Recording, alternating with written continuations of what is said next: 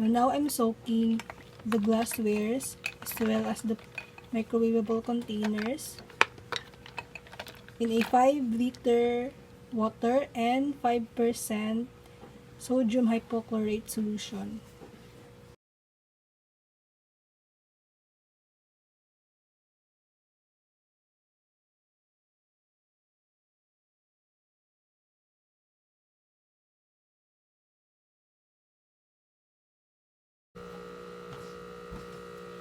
The next step is serial dilution.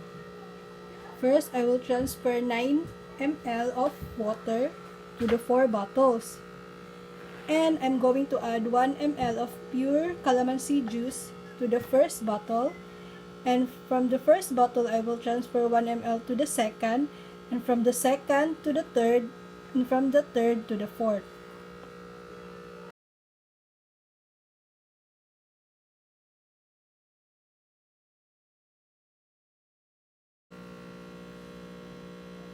So the first bottle contains the 10 to the power of -1. The second is 10 to the -2, 10 to the -3, and lastly 10 to the -4. We're going to cover this and we'll be using it for the plating technique later on, after the coconut water agar solidifies.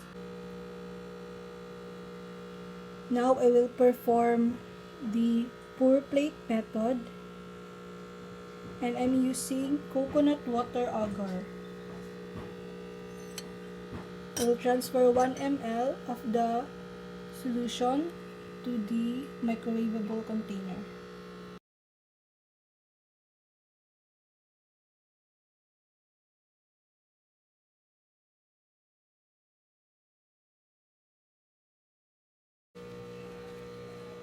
Now we're going to invert the microwavable container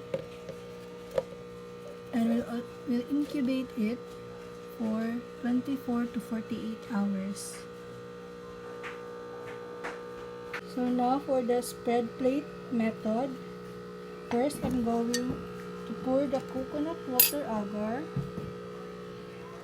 into this microwavable container.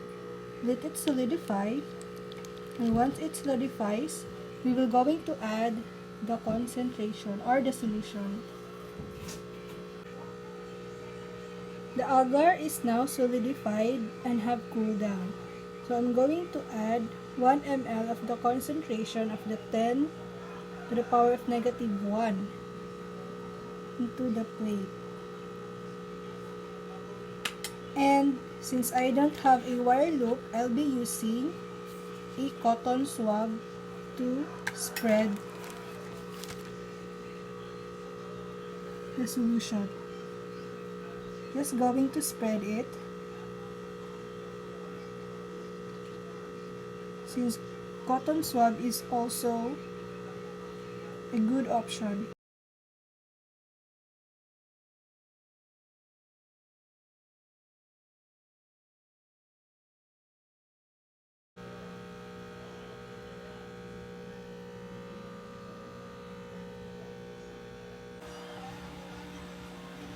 After 48 hours, these are the plates. The front plates are from the pour plate technique, and these plates who have bigger containers are from the spread plate technique or method. And now I will choose one bacterial plate for me to perform the straight plate method.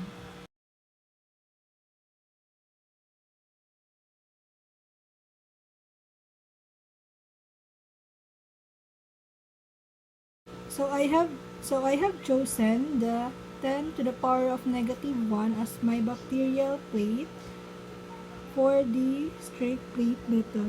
So I will get a loophole by using this wire loop,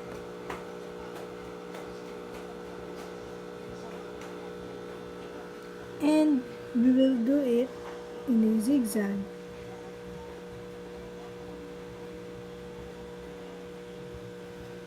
We will turn this to the other side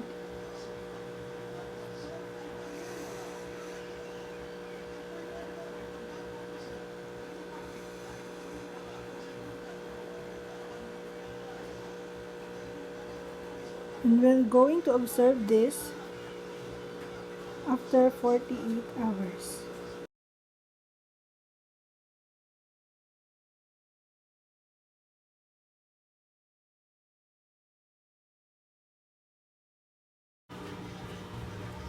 For the counting of colonies, I'll be using the pour plates.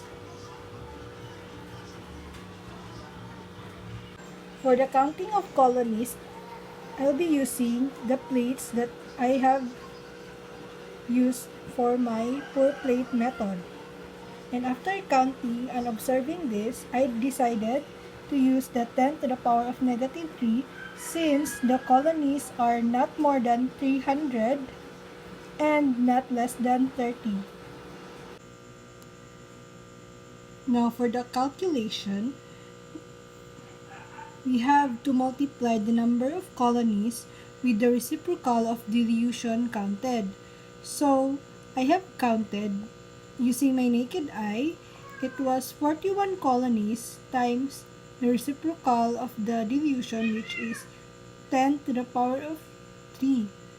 So, the total concentration is 41,000 or 4.1 times 10 to the power of 4 CFU per ml.